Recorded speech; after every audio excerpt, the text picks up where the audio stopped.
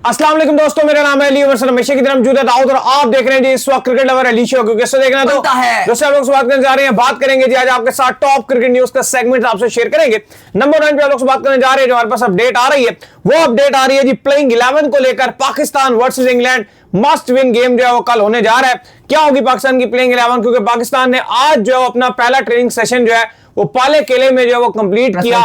Press conference भी हुई, उसमें क्या डिस्कशन हुई, क्या स्टोरी आ रही है कंप्लीट, वो आप लोग से शेयर करेंगे। बात करेंगे फखर के हवाले से, क्या फखर जमान खेलेंगे, क्या चांसेस आ रहे हैं, वो भी आप लोग से शेयर करेंगे। और जो मैच जारी है भाईजान वेस्ट इंडीज वर्सेस जिम्बाब्वे, उसके ऊपर ही बात करेंगे। इंडिया के चांसेस मिनिमम होते जा रहे हैं, जू सुपर 8 का मरहला आगे बढ़ रहा है, इंडिया के चांसेस काफी मिनिमम होते जा रहे हैं, इस पर भी बात करेंगे। तो अगर आप हमारे चैनल पर पहली बार आए तो चैनल को सब्सक्राइब कर लीजिए, साथ लगे बेल आइकन को बजाना। तो बात का खास करते हैं नंबर 1 खबर के साथ जो हमारे पास आ रही है। तो दाऊद साहब, वेस्ट इंडीज और जिम्बाब्वे के दरमियान जो है वो मैच जारी और सारी है, और इंडियन फैंस की जो मुकम्मल सपोर्ट है वो जिम्बाब्वे के साथ है, बट कुदरत सपोर्ट कर रही है वेस्ट इंडीज को।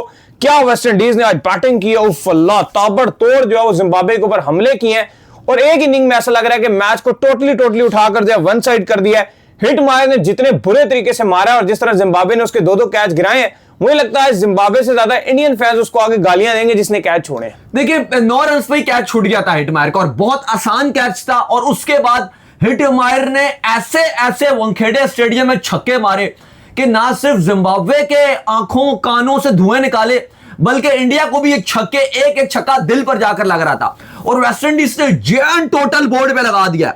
और हिटमायर ने जो बैटिंग की, 7 छक्के और 7 चौकों की मदद से 85 रन 33 गेंदों पे 250 प्लस का स्ट्राइक रेट, तबाहकुन बल्लेबाजी थी। और रही कई कसर जो थी वो रोमन पाउल ने निकाल दी, जिसने 34 गेंदों पे 59 रन बनाए। एंडिंग भी ब्रूटल किस्म की थी, चाहे रदरफोर्ड की बात करो, चाहे रोमारियो शेफर्ड की बात करो। अली साहब, वेस्ट इंडीज तो ऐसा लगा कि जिम्बाब्वे के ऊपर कहर की तरह बरसा है, और ये एक छक्का भारत के लिए शदीद नुकसानदेह है, क्योंकि अगर ये मार्जिन की जीत होती है और एक बड़ी जीत होती है, और नेट रन रेट अगर वेस्ट इंडीज का इंप्रूव होता है, तो अली साहब ये मुकम्मल तौर पे भारत के लिए सुपर 8 का खात्मा है। नहीं, सुपर 8 मुकम्मल तौर पर खात्मा। खैर एंड में भी तफसीली गुफ्तगू करेंगे जब ये मैच एंड होगा। आज आए कैंडी लाइव पे भी जुड़ेंगे आपके साथ। तो दाऊद साहब, कैंडी जो है वो पहुंच गई है पाकिस्तान की टीम। आज खूब जो है प्रैक्टिस सेशन जो है पाकिस्तान टीम का जो है रखा गया, वहां पे कड़की धूप जो है वो निकली हुई थी। हमें पता है कि कैंडी में जब धूप निकलती है, इवन वहां पर जो है आप कह लें कि हिली एरिया, बट फिर भी गर्मी हो जाती है, ठीक ठाक किस्म की गर्मी जो है वो कैंडी में आपको देखने को मिलती है जब वहां पर जो है वो सही धूप निकली होती है। तो धूप में आज पाकिस्तान टीम ने प्रैक्टिस की, खूब प्रैक्टिस की। शहनशाह अफरीदी बड़े रिदम में नजर आए, लगातार बॉलिंग करते हुए शहनशाह अफरीदी जो है वो दिखे हमें वहां पर। इब्रार हमें वहां पर जो लगातार बॉलिंग करते हुए दिखे। बाबर आजम दिखे जो प्रैक्टिस करवा रहे थे, हमारे ओपनर्स को ऑफ ब्रेक डाल रहे थे, साइम यूब को भी ऑफ ब्रेक डाल रहे थे, साहबजादा फरहान को भी ऑफ ब्रेक बिल्कुल ऑफ ब्रेक डाल के, क्योंकि उन दिन जो आपको पता है कि जैक ने उस दिन बड़ी विकेट्स ले ली थी इंग्लैंड की तरफ से, तो वो इस तरह ऑफ ब्रेक कर जो है वो प्रैक्टिस करा रहे थे कि भाई आप थोड़े जो है पक्के हो जाए।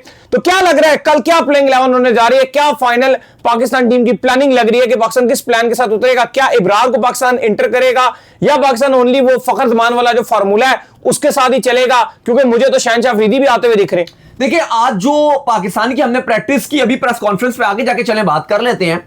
अली साहब, प्रैक्टिस तो बड़ी जोरदार देखने को मिली। जो हमारे लिए बड़ा सरप्राइजिंग था वो ये कि शाहीन शाह अफरीदी आज एक्स्ट्रा जोर लगाते हुए नजर आए हैं, क्योंकि पिछले मैचेस में शाहीन खेल नहीं रहे थे, वो उस तरह से प्रैक्टिस भी नहीं कर रहे थे। लेकिन आज शाहीन शाह अफरीदी बड़ा हमें जोर लगाते हुए नजर आए। प्रॉपर उन्होंने बॉलिंग की, प्रॉपर रिदम से बॉलिंग की। इवन मिर्जा ने भी बॉलिंग की।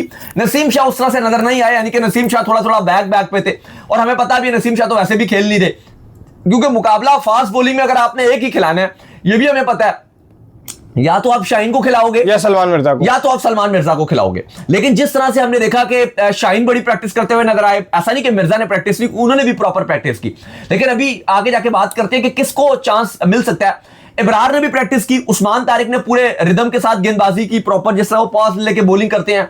नवाज और शादाब भी प्रॉपर बॉलिंग करते हुए प्रैक्टिस करते हुए नजर आए, बैटिंग भी दोनों ने की, मतलब वो तो आपके ड्रॉप होते हुए नजर नहीं आ रहे। नाफे ने भी इवन प्रैक्टिस की है, लेकिन नाफे का कोई चांस अदर तो नहीं आ रहा, वही आपकी उस्मान खान ही खेलेंगे। फखर ने बैटिंग की मुकम्मल तौर पर प्रैक्टिस की, नजर आ रहा है कि फखर जमान स्टिल जो आपके न्यूजीलैंड के अगेंस्ट आपने 11 में उनको डाला था, फखर जमान रिटेन किए जा रहे हैं, वो लगातार खेलेंगे। तब्दीली पॉसिबल तौर पर अली साहब जो नजर आ रही है वो आप अगर 1 से 2 तब्दीली अगर करने जा रहे हो, अगर आप एक तब्दीली करते हो तो आप इब्रार को भी सोच रहे हो कि उसको हम डालें, लेकिन सवाल यहां पर यह कि अगर इब्रार को आप डालोगे तो आप किसकी जगह डालोगे? इब्रार, क्योंकि फखर जमान अगर खेल रहे हैं, बाबर आजम भी ऐसा नजर आ रहा है कि वो खेल रहे हैं, अगर बाबर भी खेल रहे हैं और फखर भी खेल रहे हैं तो फिर तो इब्रार को आप खिला नहीं सकते, सीधी सी जो बात है। दूसरी तरफ अगर आप शाहीन शाह अफरीदी की बात करते हो, हाँ उनका चांस बन सकता है कि आप सलमान मिर्जा की जगह उनको रिप्लेस कर दो। 1-to-1 रिप्लेस होगा, लेकिन मुझे लगता है कि सलमान मिर्जा को खेलना चाहिए। कर रहे हैं जिस तरह उन्होंने बेचारों ने दोनों स्पेल इतने जबरदस्त किस्म के डाले, 2 ओवर की और दोनों ही कमाल के। शाहीन शाह अफरीदी को तो बाहर ही हमने इसलिए किया था, उसने मार इतनी बुरी तरीके से खाई थी, और दूसरी जो उसकी मेन रीजन थी बाहर करने की कि उसके बॉल में हमें पेस दिखा ही नहीं। उनका ऐसा लग रहा था कि बहुत ही मिनिमम पेस आ रहा है, और यहां पर ग्राउंड जो है वो छोटा ग्राउंड है। मैं बार बार ये बात बताता हूं कि छोटा ग्राउंड है, इसमें अगर जरा से बैट्समैन को चांस दिया, बैट्समैन तोड़ देगा। लेकिन अली साहब, अगर आप पाकिस्तान का रिकॉर्ड देखते हो अगेंस्ट इंग्लैंड, तो वो इतना अच्छा नहीं है, ना T20 में इतना अच्छा है, और वर्ल्ड कप में, T20 वर्ल्ड कप में आज तक पाकिस्तान ने कभी भी इंग्लैंड को नहीं हराया। अभी तक पाकिस्तान और इंग्लैंड के दरमियान 31 T20s खेले गए हैं, 31 T20s, जहां पर पाकिस्तान ने सिर्फ और सिर्फ इंग्लैंड को ओवरऑल 9 T20 मैचेस में हराया है। जबकि अगर आप इंग्लैंड की बात करते हो तो उसने पाकिस्तान को 21 मैचेस में हराया है। अच्छा, मैं थोड़ा सा इन स्टैट्स के ऊपर बिलीव नहीं करता। उसका सीन ये होता है कि क्योंकि ये इंसान को ये पता नहीं होता किस सिचुएशन में हो रहे हैं उस टाइम पर, लाइक बिकनीज। हाँ, उसकी मसला ये होता है कि उस टाइम पर कौन से 11 खेल रहे थे, अब कौन से 11 खेल रहे हैं, सिचुएशन बड़ा फर्क है। मुझे लगता है कि पाकिस्तान को काफी अपर हैंड है इस दफा, अगर आप बात करें। वो मैं इस वजह से बार बार ये बात कह रहा हूं, इंग्लैंड काफी पुअर क्रिकेट खेल रहा है। पाकिस्तान इतनी अच्छी क्रिकेट खेले ना खेले, इंग्लैंड बहुत ही ज्यादा पुअर क्रिकेट खेल रहा है, और मुझे लगता है कि पाकिस्तान इस बार इंग्लैंड को पकड़ सकता है और गिरा सकता है अगर पाकिस्तान अपनी राइट प्लेइंग 11 और राइट कॉम्बिनेशन के साथ जाए, अपना स्पिन अटैक पाकिस्तान प्रॉपर तौर पर उतारे, तो मुझे लगता है कि पाकिस्तान इंग्लैंड को गिरा सकता है। और देखो, जो पाकिस्तान और इंग्लैंड के दरमियान अभी तक वर्ल्ड कप में बहुत कम आप कह लो कि मैचेस खेले गए, अभी तक सिर्फ 3 खेले गए। कब से वर्ल्ड कप चल रहा है? 2007 से वर्ल्ड कप की हिस्ट्री है, और 2026 आ गया, और सिर्फ दोनों ने 3 बार आमने सामने आए हैं। अगर आप 3 में से अगर आप सबसे बड़ा मैच देखो तो 2022 T20 वर्ल्ड कप का फिनाले था, जो लॉर्ड्स में खेला गया, सॉरी MCG में खेला गया था, जो एंड में शाहीन शाह अफरीदी चले गए थे, और उसके बाद आपको पता है कि इंग्लैंड वो मैच जीत गया था, बेन स्टोक्स ने जितवा दिया था। एक वो है, और इवन पाकिस्तान 2009 का जो T20 world cup Yunus Khan की कप्तानी में और शाहिद खान अफरीदी ने बड़ी जबरदस्त बैटिंग की थी, आप वो वर्ल्ड कप जीत गए थे। क्योंकि देखो, उस वाले वर्ल्ड कप में भी पाकिस्तान और इंग्लैंड शुरू में एक ग्रुप में थे, और इंग्लैंड ने वहां भी पाकिस्तान को हराया था। पाकिस्तान वर्ल्ड कप जीत गया। पाकिस्तान थोड़ा सा ना एक्स्ट्रा पेस के अगेंस्ट जो स्ट्रगल करता है, तो इंग्लैंड के पास पेस में है क्या? सिर्फ एक जोफ्रा आर्चर है। जिमी ओवर्टन बिल्कुल नॉर्मल बॉलर है, इतने को बहुत ज्यादा एक्स्ट्राऑर्डिनरी बॉलर नहीं है। बॉलर को विकेट देते वो अलग बात है, आप दो, लेकिन स्पिनर के अगेंस्ट अगर आप देखो तो स्पिनर भी एक क्वालिटी है इनके पास, और वो है राशिद खान। आप, मुझे नहीं लगता कि विल जैक को आप बहुत ज्यादा को विकेट दो, या डॉसन को आप बहुत ज्यादा विकेट दो, इन पर आप अच्छी खासी हिटिंग कर सकते हो अगर आप प्रॉपर प्लान के साथ जाओ, और उन प्लान्स को आप ऑन द फील्ड अगर एग्जीक्यूट करो, तो मुझे लगता है कि पाकिस्तान बैटिंग में भी काफी अच्छा कर सकता है, और बॉलिंग में आपके पास ज्यादा चांस है। याद रखें, आपके पास साइम अयूब इंग्लैंड को बहुत तंग कर सकता है, आपके पास उस्मान तारिक इंग्लैंड को बहुत तंग कर सकता है, आपका इब्रार इंग्लैंड को बहुत तंग कर सकता है। इन 3 पर तो मुझे काफी यकीन, अगर इब्रार खेलते हैं।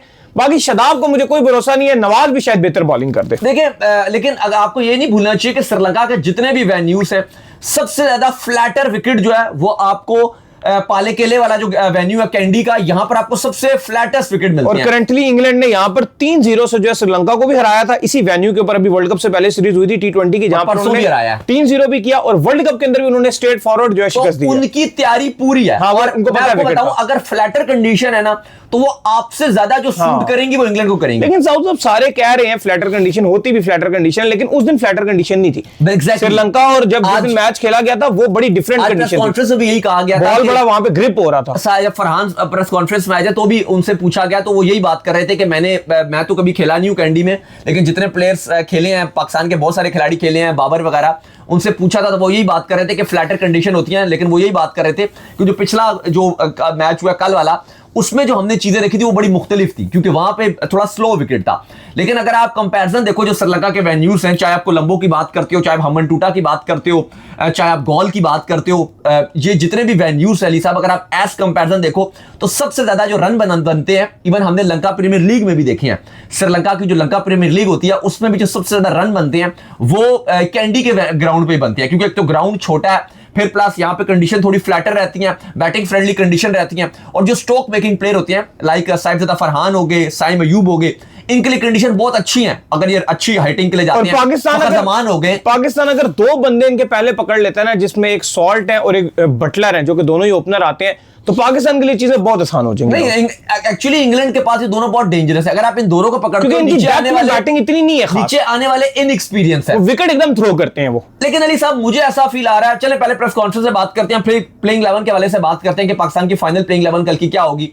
फरहान आज आए थे, डिफरेंट सवाल उनसे पूछे गए। टॉस के वाले से पूछा गया कि पिछले मैच में आपने जो है वो टॉस पाकिस्तान ने जीता और पहले स्ट्रेट अवे बैटिंग के लिए चले गए, कंडीशन इस तरह की थी, ओवरकास्ट थी, बारिश वाला माहौल था। उन्होंने कहा जी हमें तो नहीं पता होता, वो तो कप्तान और कोच डिसीजन लेते हैं, हमें तो खाली आकर बता देते हैं। बड़ा अजीब वियर्ड सा लगा मुझे भी सुनते हुए ये सवाल उनसे बनता भी नहीं है। मैं आपसे यही जो है वो क्या, ये सादा फरहान तो ये इसका आंसर दे बस हमें कप्तान कोच बता देते हैं कि आपको ये हमने डिसीजन लिया, आपको ये करना है, तो हम उसी के लिए चले जाते हैं। बिल्कुल सच्ची बात कही उन्होंने। तो फिर साइम अयूब के वाले से पूछा गया कि साइम अयूब की जो फॉर्म है वो बिल्कुल भी नहीं आ रही, तो आपकी उनसे कोई बात वगैरह होती है? उन्होंने कहा देखो साइम इस तरह का प्लेयर है कि वो हर मैच में रन नहीं बना सकता। साइम अयूब एक इंपैक्ट प्लेयर, और हमें पता है कि जब वो रन बनाएगा तो वो वन साइड खेलेगा, लेकिन उसका रोल भी यही है। तो हर मैच में वो रन नहीं बनाएगा, लेकिन जब वो बनाएगा तो आप देखोगे कि बड़ा वो इंपैक्ट डाल सकता है, और उसका बेस्ट जो है वो आप देखोगे आगे आने वाले मैचेस में आएगा। फिर उनके अपनी फॉर्म के वाले से पूछा गया कि आपने रन तो बनाए हैं, लेकिन आप पावर प्ले में स्ट्राइक रेट को चार्ज अप नहीं कर पाते, इंप्रूव नहीं कर पाते। उन्होंने कहा देखिए अभी तक करंटली पाकिस्तान का सबसे हाईएस्ट स्ट्राइक रेट वाला प्लेयर मैं हूं। लोग तो बातें करते हैं जितना भी अच्छा कर लो आप, जो भी कर लो, मैं मोस्ट रन स्कोरर हूं, फिर भी लोग बातें करते रहते हैं। लेकिन मुझे पता है ये इंटरनेशनल क्रिकेट है, ये वर्ल्ड कप जैसा बड़ा मैदान है, और यहां पर हम ऐसे नहीं कर सकते कि आते साथ जो है वो शॉट मारना शुरू हो जाए। पहले हमें अपना पिच को देखना पड़ता है और उसके बाद हमें बैटिंग चलानी पड़ती है। साथ उन्होंने ये भी उनसे पूछा गया कि आपके ऊपर टीम बहुत डिपेंड करती है ओपनर्स के ऊपर। उन्होंने कहा ऐसी बात नहीं है, T20 में कोई भी प्लेयर आके कर सकता है, ये नहीं कि अगर ओपनर ने नहीं किया तो नीचे वाले ना करें। जैसे उन्होंने एग्जांपल दी कि नीदरलैंड के अगेंस्ट मैच था तो बाकियों ने कुछ नहीं किया, लेकिन नीचे से आके फहीम ने मैच जितवा दिया। तो आपको T20 में अगर ऊपर वाले नहीं करे तो ऐसी कोई बात नहीं, नीचे वाले भी कर सकते हैं। और T20 गेम ही ऐसी कि कोई भी इस मैच को किसी भी टाइम पर बदल सकता है। अली साहब प्लेइंग 11 के हवाले से फाइनल जो सिचुएशन, मुझे ऐसी वाइब्स आ रही हैं कि पाकिस्तान का जो प्लान है वो यही है कि अपनी बैटिंग को स्ट्रेंथन करना, बैटिंग को वो डीप रखना चाहते हैं, बैटिंग में वो कॉम्प्रोमाइज नहीं करना चाहते। बॉलिंग में मुझे लग रहा है कि पाकिस्तान का प्लान यही है कि जो हमारे पास साइम अयूब है, आपके शादाब खान है, नवाज हैं, उस्मान तारिक है, इनके साथ पकड़ा जाएगा। इब्रार का जो सिचुएशन नजर आ रही है कि इब्रार को किसके नंबर पर डाला जाएगा वो मुझे नजर नहीं आ रहा। शायद की टीम की सोच ऐसी है भी कि हाँ हम इब्रार को खिलाएं, लेकिन साथ वो ये भी सोच रहे हैं कि हम बैटिंग को अपनी छोटी नहीं कर सकते। फखर जमान खेलेंगे, बाबर आजम खेलेंगे, उस्मान खान विकेट कीपर हैं, तो फिर आप मुझे बता दीजिए कि इब्रार किसी का खेलेंगे अगर ये बैटर बाहर नहीं करेंगे तो? नहीं देखें, अगर बैटर आप बाहर नहीं करेंगे तो इब्रार को आप फिर इंक्लूड कर ही नहीं सकते। एक बैट्समैन, बात यह है कि बाबर आजम का सारे कह रहे होते हैं यार बाबर आजम को ड्रॉप होना चाहिए, जो मुझे भी लगता है कि बाबर आजम को ड्रॉप होना चाहिए, लेकिन सूरत-ए-हाल ऐसी लग रही है बाबर तो ड्रॉप नहीं हो रहे हैं। बाबर तो कल का मैच खेल रहे हैं, और मुझे ऐसा फील आ रहा है शाहीन भी खेल रहे हैं। मुझे एक ऐसा लग रहा है कि ये सीनियरिटी की तरफ जा रहे हैं कि जितने सीनियर्स हैं ना उनके मेन मैच खिलाया जाए ताकि वो मेन आकर जो उस तरीके से परफॉर्म कर सकें। बट स्टिल अगर आपको इब्रार को इस प्लेइंग 11 के अंदर आप नहीं लेकर आएंगे तो इंग्लैंड को आपको फंसाना मुश्किल हो जाएगा। आप नवाज फहीम में से किसी एक को भी बाहर कर दो और आपको इब्रार चाहिए। एक पाकिस्तान, एक सोल्यूशन है पाकिस्तान के पास, या तो शादाब को ही कर दो यार। नहीं आप मेरी बात सुनिए, शादाब बाहर नहीं होंगे और वो पिछले मैच में उन्होंने अच्छा भी किया, वो मुश्किल लग रहा है। अच्छा मैं आपको एक प्लान बताता हूं, एक प्लान हो सकता है जो शायद पॉसिबिलिटी भी हो सकती है कि आप अपनी प्लेइंग 11 में इब्रार को भी डाल सकते हो और आपकी टीम की बैटिंग भी शायद उतनी कॉम्प्रोमाइज ना हो। वो ये कि अगर आप फहीम अशरफ को बाहर करते हो, अगर आप फहीम को करते हो तो जो उनकी बैटिंग है वो आप ये सोच के चलते हो कि शाहीन कर देगा, शाहीन बैटिंग कर लेंगे, और जो आपका सलमान मिर्जा है उनकी जगह आप इब्रार अहमद को डाल सकते हो। लेकिन वो फहीम के ऊपर अलग तरीके का ट्रस्ट शो कर रहे हैं, वो फहीम को बाहर करेंगे। नहीं वो बात ठीक है, लेकिन मैं आपको लेकिन इस पूरे वर्ल्ड कप में अगर आप देखो तो आप बताओ ना कि मुझे नवाज ने क्या किया इस पूरे वर्ल्ड कप के अंदर। फहीम ने तो फिर भी चलो एक विनिंग नॉक खेली हुई है, नवाज ने क्या किया? नवाज की खास परफॉर्मेंस नहीं। स्पिन के ऊपर जाएंगे कि नवाज, आई थिंक वो स्पिन के ऊपर उन पर ट्रस्ट करेंगे। आई थिंक ठीक है आप खिलाओ भी नवाज को, आपको ड्रॉप नहीं करना चाहिए। फिर इब्रार खेल ही नहीं सकता अगर इसको भी ड्रॉप नहीं करना, उसको भी ड्रॉप नहीं करना। मैंने आपको बताया है कि ये एक ऑप्शन हो सकता है कि फहीम को अगर बाहर कर दें। फहीम को ये नहीं करेंगे बाहर, वो एक बात है रखा हुआ गया एंड में छक्के मार देगा। लेकिन आप देखो ना, फिर छोटा ग्राउंड है,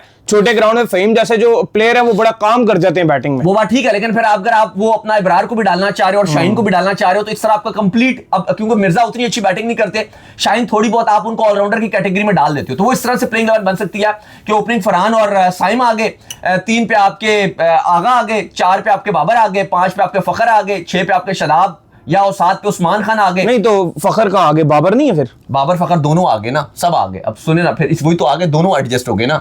नहीं आपने बाबर का नाम नहीं लिया। बाबर का नाम, 4 पे बाबर आ गए, 5 पे फखर आ गए, 6 पे आपके उस्मान खान आ गए, 7 पे शदाब आ गए, 8 पे नवाज आ गए, 9 पे आपके शहनशाह अफरीदी आ गए, 10 पे उस्मान तारिक और 11 पे इब्रार अहमद। देखो इब्रार का हम बात जरूर कर रहे हैं, लेकिन ऐसा फील नहीं आ रहा कि ये कल की जो प्लेइंग 11 है उसमें डालने लगे। मैंने वो आपको तरीकाकार बताया है कि अगर आप चाह रहे हो कि बैटिंग भी कच्ची नहीं करनी, फखर को भी खिलाना है, मैंने बाबर को भी खिलाना है, और प्लस मैं ये चाहता हूं कि स्पिन में भी कॉम्प्रोमाइज ना हो, तो फिर यही मैंने आपको हाल बताया कि फहीम अशरफ बाहर जाकर शाहीन उनकी जगह हल्की फुल्की बैटिंग। अच्छा मैं अगर इसमें एक सजेशन दूं ना, तो मुझे शदाब वीक नहीं लगता है। जो मैं सच्ची आपको बताऊं ना, छोटी टीम के अगेंस्ट उन्होंने बैटिंग भी करके आपको दे दी है, बॉलिंग भी उन्होंने करके दे दी है, लेकिन जहां पर इंग्लैंड का मैटर आएगा, हो सकता है कि शदाब बीच में चौक मार दे, तो आप शदाब को निकाल कर इब्रार को डाल सकते हैं और वहां पे आपकी चीजें पूरी हो जाएंगी, मुझे ऐसा लगता है। लेकिन वो फिर कहेंगे बैटिंग कॉम्प्रोमाइज हो गई है। तो बैटिंग तो ऐसे आप भी कॉम्प्रोमाइज कर रहे हैं ना, कॉम्प्रोमाइज नहीं कर रहे ना, क्यों नहीं कॉम्प्रोमाइज कर रहे? आप भी तो उसको निकाल रहे हैं। तो वो कह रहे हैं शाहीन बैटिंग भी कर लेती है ना, तो शाहीन फिर भी तो आएंगे ना, जब आप ये शदाब को इंक्लूड उधर कर लेंगे, इब्रार की जगह शदाब अगर हो जाए तो फिर भी तो आएंगे। शदाब ऊपर के नंबरों पे आके भी बैटिंग कर जाती है ना, वो एक मसला। लेकिन हाँ एक चीज हो सकती है इसमें, बेशक कर दे ऊपर के नंबरों पे आगे, आप नंबर आगे कर दो। इसमें एक चीज जरूर है कि शदाब का रोल तभी बैटिंग में आता है अगर शदाब ऊपर खेलते हैं। अगर तो आप फखर को भी खिला रहे हो, अगर आप बाबर को भी खिला रहे हो, तो इसका मतलब ये तो कंफर्म्ड है कि शदाब खान फिर खेलेंगे तो वो नीचे नंबरों पे खेलेंगे, ऊपर नहीं खेल सकते। और असूली तौर पर, जो टेक्निकली तौर पर और असूली तौर पर जिस बंदे को ड्रॉप होना चाहिए ना, वो बाबर आजम को होना चाहिए। उसकी रीजन ये है कि पिछले कितने मैच हो गए और बाबर आजम का आप उठा कर देख लेंगे उन्होंने कितने मैचों में कितने रन कर दिए। लेकिन चांसेस मुझे जो ज्यादातर लग रहे हैं वो मुझे ऐसी वाइब्स आ रही है कि या तो आप सेम प्लेइंग 11 के साथ जाओगे जो आपने अगेंस्ट न्यूजीलैंड खिलाई थी, और अगर आपने बहुत तब्दीली की तो वो आप एक ही तब्दीली करोगे, शाहीन शाह अफरीदी को ले आओगे और आप सलमान मिर्जा को बाहर कर दो। मतलब अभी तक तो हालात यही नजर, जो अभी तक की वाइब्स आ रही हैं कि आप बैटिंग में कॉम्प्रोमाइज करोगे नहीं, तो आप बस एक ही तब्दीली करोगे। अगर जो आप नजर आ रही है, अगर आपने की, हम चाहते ये हैं फोर्सफुली के इब्रार को होना चाहिए, और जो कि मुझे लगता है उसका राइट बनता है कि आपने पूरे साल उसको राइट ना भी बने, सर पे उठा के रखा। वही ना सिचुएशन है कि पूरा साल आपने उसको सर पे उठा के रखा कि इब्रार हमारा मेन स्पिनर है, उस्मान तारिक तो कभी खेलेगा कभी नहीं खेलेगा। और ऐसे आप मतलब किस तरीके से आप बदल जाते हैं कि आपने वहां जाके कहा कि उस्मान तारिक हमारा मेन स्पिनर है, बस इब्रार तूने इंडिया के अगेंस्ट मार खा लिया, अब तू बाहर हो जा, बस बाद में देखेंगे जो सिचुएशन है। इंग्लैंड की जिस बदल सकता है इब्रार मैच, इंग्लैंड की जिस तरह की टीम है ना, इब्रार के अगेंस्ट वो बहुत स्ट्रगल करने वाले हैं। तो बेहतर रहेगा कि अगर आप इब्रार को बीच में खिलाकर आप एक, या तो आप शदाब को बाहर करो या तो आप बाबर आजम को बाहर कर दो। बाबर आजम आई थिंक ज्यादा बेहतर रहेगा अगर आप उनको बाहर करोगे। वो वैसे भी कुछ नहीं कर रहे, उनका नंबर भी 4 पे, वो यूटिलिटी भी आपको नहीं देते, 4 पे फखर आ जाएंगे ना उनकी जगह, तो वो आपकी चीज ठीक रहेगी। और बाबर को वैसे भी आप नीचे नीचे करते जाते हो, तो आई थिंक बाबर की जगह आप डायरेक्ट अगर आप इब्रार को डाल दो, ज्यादा आपकी टीम में बैलेंस आता है। तो चलो उम्मीद करते हैं आज का हमारा शो आपको पसंद आया। वीडियो को लाइक कीजिए, हमारे चैनल को सब्सक्राइब कीजिए, साथ ही बेल आइकन को बजाइए। एक और काम कर लीजिए, वो कर लीजिए इंस्टाग्राम पर, आप जाइए जाकर फॉलो, बिल्कुल इंस्टाग्राम पे मुझे फॉलो कर लीजिए, वहां पे मैं मौजूद हूं, दाऊद क्रिकेट के नेम से। अगर आपको सवाल हो तो भेजिएगा, उनको भी फॉलो, मुझे फॉलो कीजिए। मैं जो ऑफिशियल के नाम से लिंक डिस्क्रिप्शन में मौजूद है, जाइए फॉलो कीजिए। अल्लाह हाफिज़, बाय बाय।